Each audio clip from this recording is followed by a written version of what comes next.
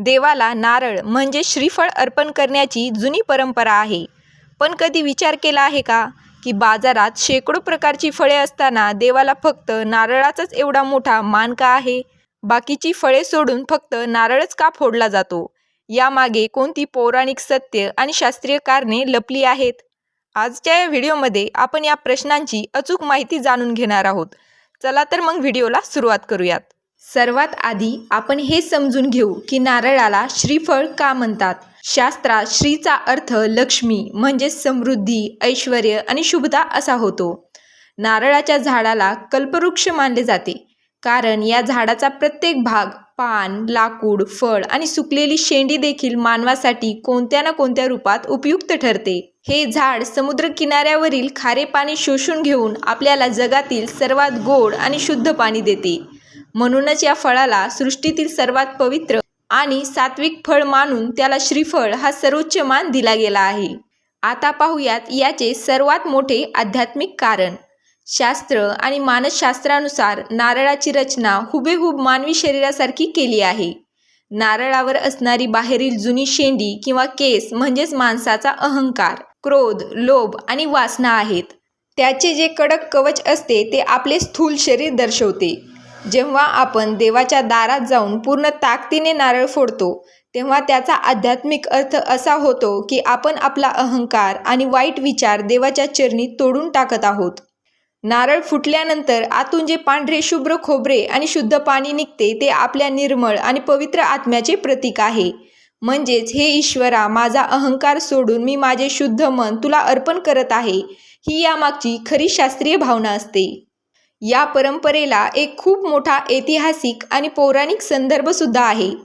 प्राचीन काळात काही तांत्रिक पंथांमध्ये देवी देवतांना प्रसन्न करण्यासाठी प्राण्यांचा किंवा थेट मानवी बळी देण्याची एक अतिशय क्रूर प्रथा सुरू झाली होती. हिंदू धर्माच्या मूळ अहिंसा सिद्धांताचे पालन करण्यासाठी आणि ही हिंसक प्रथा थांबवण्यासाठी ऋषी विश्वामित्र यांनी नारळाची निर्मिती केली असा पुराणामध्ये उल्लेख आढळतो.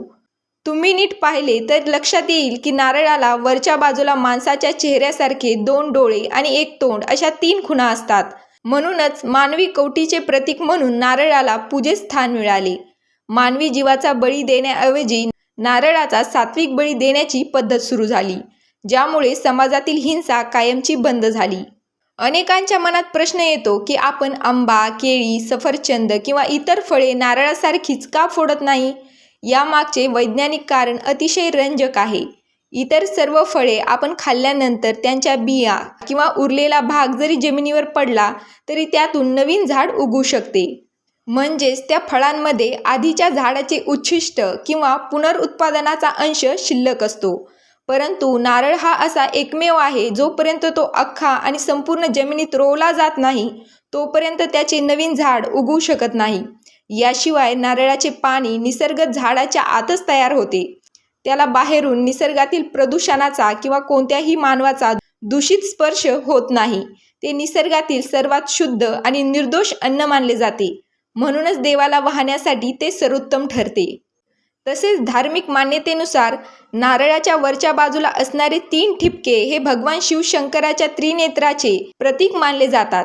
तसेच शास्त्र असे सांगते की नारळाच्या झाडामध्ये आणि फळामध्ये ब्रह्मा, विष्णू आणि महेश या त्रिदेवांचा वास असतो. म्हणूनच कोणत्याही शुभ कार्यात कलशाची स्थापना करताना त्यावर तांब्या ठेवून त्यात आंब्याची पाने आणि वर नारळ ठेवला जातो. या कलश पूजनाने घरातील नकारात्मक ऊर्जा नष्ट होते आणि सकारात्मक ऊर्जेचा संचार होतो. तर मंडळी, मंदिरात नारळ वाहण्यामागे केवळ एक अंधश्रद्धा किंवा जुनी प्रथा नसून त्यामागे स्वतःचा अहंकार नष्ट करून मनात शुद्धता आणण्याचा एक महान संदेश दडला आहे. पुढच्या वेळी जेव्हा तुम्ही मंदिरात नारळ फोडाल तेव्हा आपला राग, लोभ आणि अहंकार तेथेच सोडून या. तुम्हाला ही माहिती कशी वाटली ती कमेंट करून नक्की सांगा. व्हिडिओ आवडला असेल तर लाईक, शेअर करायला विसरू नका. धन्यवाद.